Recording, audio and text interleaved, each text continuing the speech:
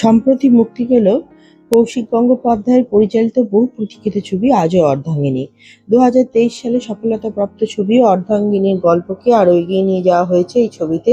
আবারও একসঙ্গে দেখা যাবে চূর্ণী গাঙ্গুলি, জয়া আহসান আর কৌশিক সেন সহ আরও এক ঝাঁক তারকাকে। মুক্তির প্রথম দিন থেকেই দর্শকের প্রশংসায় ভাসছে ছবি।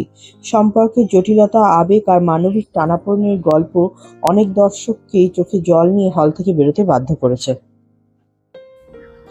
ছবির প্রচারের ব্যস্ততার মাঝেই এক খোলামেলা আড্ডায় বসেছিলেন পরিচালক কৌশিক গঙ্গোপাধ্যায় ও তার স্ত্রী চূর্ণী গাঙ্গুলি। ছবির গল্পের মাঝেই উঠে আসে তাদের দীর্ঘ দাম্পত্য জীবন, সংসারের নানা উত্থান পতন, ছেলে উজানকে বড় করে তোলা, এমনকি তার নতুন পরিচালনার চেয়ারে বসার যাত্রা। নানা প্রসঙ্গই উঠে এসেছে সেই কথোপকথনের মধ্যে। আড্ডার এক পর্যায়ে কৌশিক গঙ্গোপাধ্যায়কে প্রশ্ন করা হলে তিনি বলেন, চূর্ণী গঙ্গোপাধ্যায় তার অর্ধাঙ্গিনী নন, বরং তার জীবনের অনেক বড় ভরসা। এমন শোনা যায় চূর্ণী নাকি তাকে প্রায় 80% সামলে রাখেন। প্রশ্ন শেষ হওয়ার আগে হেসে বাধা দেন কৌশিক। তার সোজাসাপটা উত্তর 80% নয়, 100%। তারপরেই আসে আর একটি প্রশ্ন, এমন কি ছিল যার জন্য এত বছরের পথ চলায় চূর্ণী গঙ্গোপাধ্যায় তার পাশে থেকে গেলেন?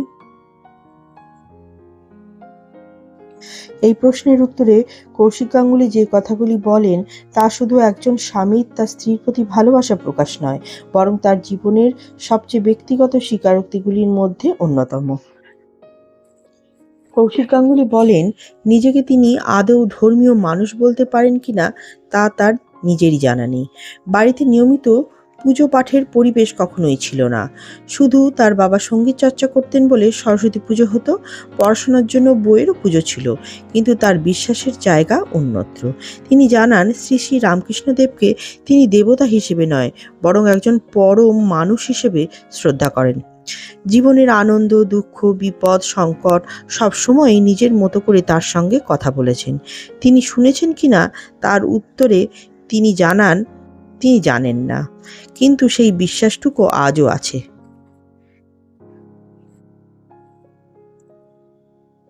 এরপরই আসে তার সবচেয়ে আবেগঘন স্বীকারোক্তি।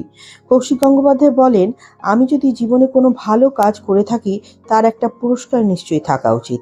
আমি বিশ্বাস করি আমার জীবনের সেই পুরস্কারটি হলো চূর্ণী গঙ্গোপাধ্যায়। এই নিয়ে আমার কোনো দ্বিমত নেই। ঈশ্বর যেন একজন মানুষকে উপহার হিসেবে আমার জীবনে পাঠিয়েছেন, বলেছেন, মানুষটির সঙ্গে তোমার জীবনটা জুড়ে দিলাম। বছরের পর বছর একসাথে থাকতে থাকতে তিনি বুঝেছেন কেন এই উপহার এত মূল্যবান। নিজের অসংখ্য সীমাবদ্ধতা, দুর্বলতা, ভুল ত্রুটি, এমনকি যে জায়গাগুলিতে তিনি অপূর্ণ সেগুলোকেও পূর্ণ করে দিয়েছেন চূর্ণী।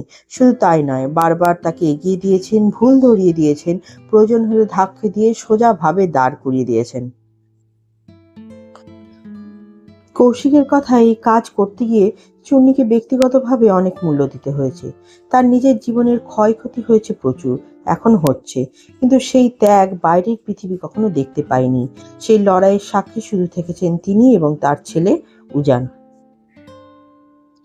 পরিচালকের বিশ্বাস, আজ তিনি যে জায়গায় দাঁড়িয়ে আছেন, মানুষের ভালোবাসা পাচ্ছেন, নিজের কাজ নিয়ে কথা বলার সুযোগ পাচ্ছেন, তার পেছনে যেমন তার নিজের পরিশ্রম ও যোগ্যতা রয়েছে, তেমনই রয়েছে চূর্ণী গঙ্গোপাধ্যায়ের অক্লান্ত অবদান। আর সে কারণেই তিনি মনে করেন তার জীবনের সবচেয়ে বড় প্রাপ্তি কোনো পুরস্কার, সম্মান বা সাফল্য নয়, তার সবথেকে বড় প্রাপ্তি হলো এমন একজন মানুষ যিনি সংসারে এসেই তার জীবনটাকেই অন্যরকম করে দিয়েছেন। সর্বশেষে কৌশিক গঙ্গোপাধ্যায়ের কণ্ঠে ধরা পড়ে এক গভীর তৃপ্তি। তিনি বলেন, আমার পৃথিবীতে এর থেকে বড় আর কিছু চাওয়ার নেই।